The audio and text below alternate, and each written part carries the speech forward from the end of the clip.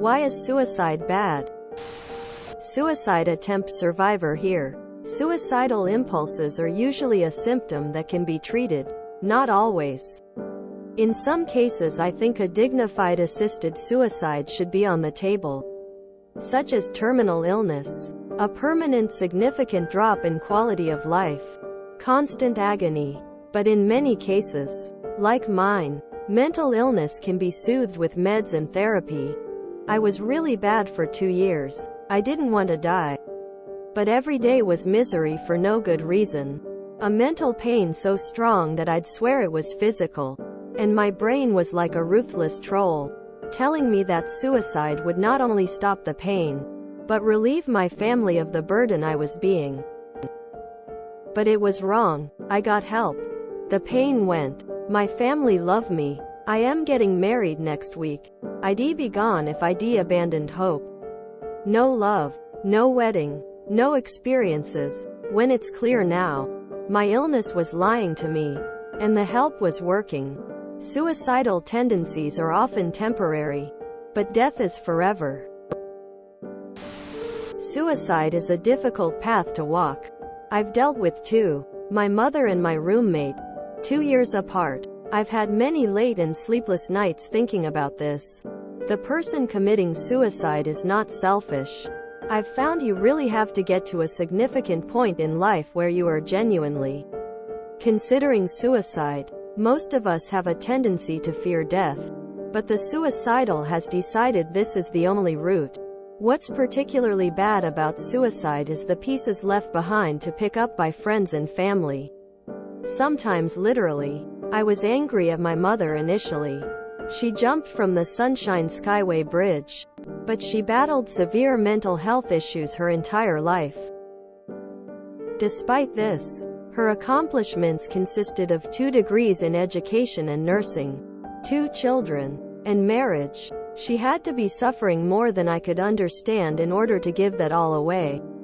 One thing they don't tell you about suicides is that they take the body away, but nobody cleans it up. My roommate barricaded himself in his bedroom and shot himself in the head. He did it at time nobody was home and wasn't found for about 2 days. The reason why it took 2 days is because he was experiencing withdrawal, and it wasn't uncommon for him to lock himself away for a few days until he got well again. I called his parents and then proceeded to clean his bedroom before his parents arrived to figure out the sale of the house and take possession of his items. So while I understand people who commit suicide do it because they are experiencing an unimaginable amount of pain, but your pain truly is passed on to everyone around you. Depression is a great liar. You'd be surprised how many people actually like you. Your brain is capable of deceitful thoughts. At least in my case. I don't actually want to die. I just want an escape from my problems. And death is the only real way to get that. If I could live my life free of my problems, I would pick that over suicide any day. Unfortunately, that won't happen. So I'm stuck being suicidal. It's almost always an irrational decision due to the amount of mental pain a person is experiencing. Because 99% of the time the mental distress is temporary but the choice is permanent. There are some rare extreme cases where even I can empathize. I can only speak from my own perceptions and experiences with it, but there are multiple complex facets to it. On one hand, the aversions with it tend to be moral, religious and emotional, meaning it has become widely accepted as wrong, moral, a sin or adjacent to religious. And death and mental illness are very hard to deal with from an outside perspective. Emotional, the details of which will change from person to person and depending on the specifics of the situation. Now personally, I have dealt with a few people committing suicide both in my life and in the lives of people I know. For me, it was because I understand that a lot of the time it tends to be a very impulsive decision. That happens when someone is in a very bad place for a long time and an even lower point happens to align with opportunity and the willingness to follow through. I also find it difficult because I have been at that very edge multiple times myself and have made attempts before. That all being said, I still find it a very gray, albeit a dark gray, area. There are some people who I believe have so little left and who have essentially nobody around them. That make me think that suicide is somewhat acceptable, but I also know that it really doesn't take much to keep someone tethered to life, and almost everyone can overcome almost any situation with the right intervention, whether internal or external.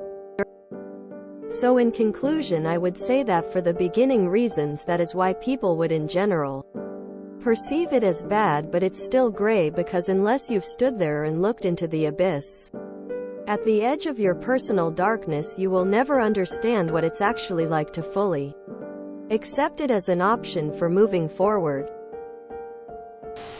It's like God sending you to hell forever for lying about your age once at a party. It's an infinite punishment for a finite problem.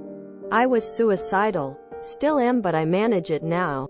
And if I had done it when I was attempting, I would have never met my wife and kids. They're the whole reason I live now. I think there are times when suicide is appropriate.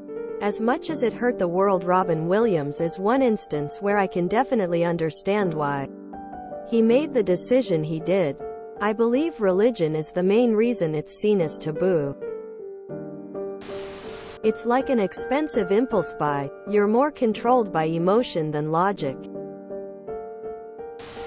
The primary reason a lot of people will provide is that it will hurt those you leave behind, and is an impulsive action. What some people don't realize is that not everyone wants to live. Many people say it is only acceptable if you have a terminal illness, but for some people that is what severe mental illness is. We as creatures don't want to face how fleeting life can be.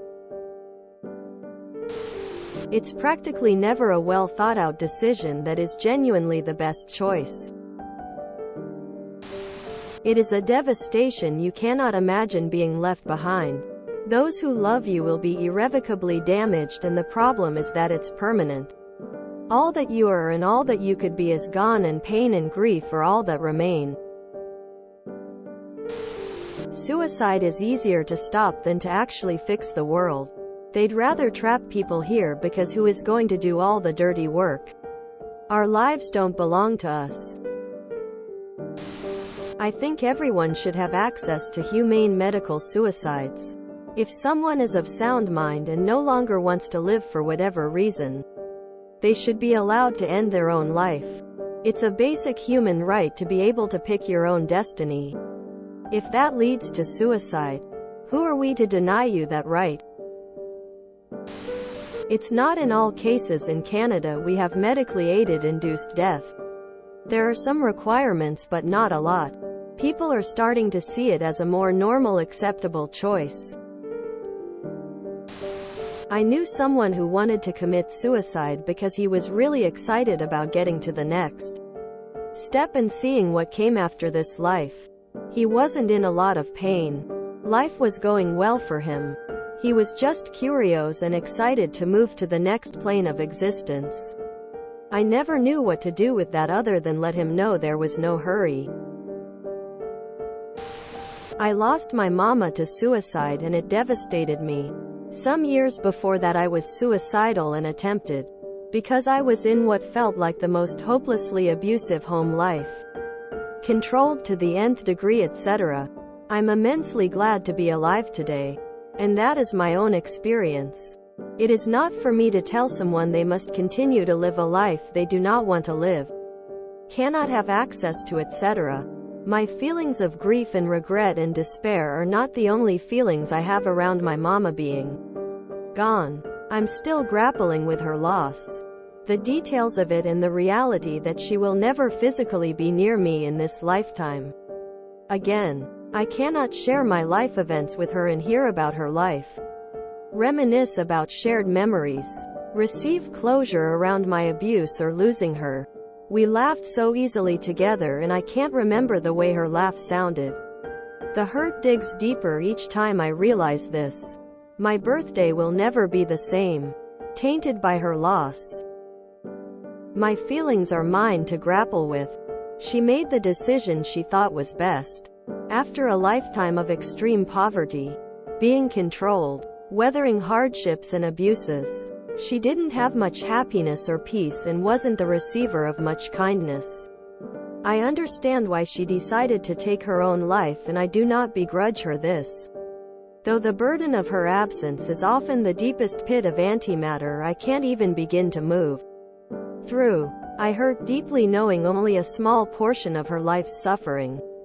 Her life was hers. It was never my place to tell her how to live it. Though I spent much of my childhood caretaking for her and doing just that.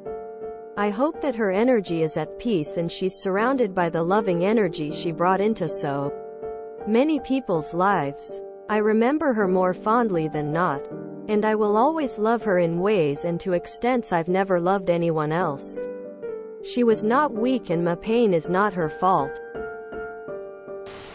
If it's not impulsive, and they have fair reason and can't be talked from it, by all means, a safe option should be given. This world is a hard place. I totally agree. No one can truly understand the depth of depression someone is in and how much they are suffering. And most people cannot afford intensive inpatient treatment to get the help they would need.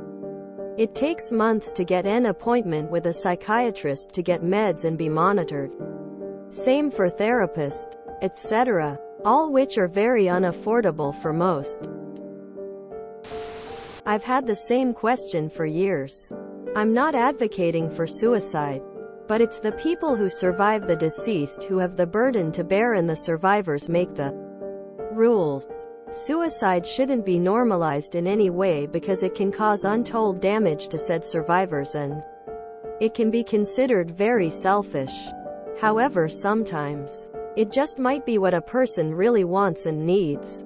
I have no idea how you'd make that determination or reconcile that choice with their loved ones. It's an extremely complex issue. If you enjoyed this video, please check out our playlists full of similar content. Epic Ericast is like doom scrolling for your ears. Please like, share, and subscribe.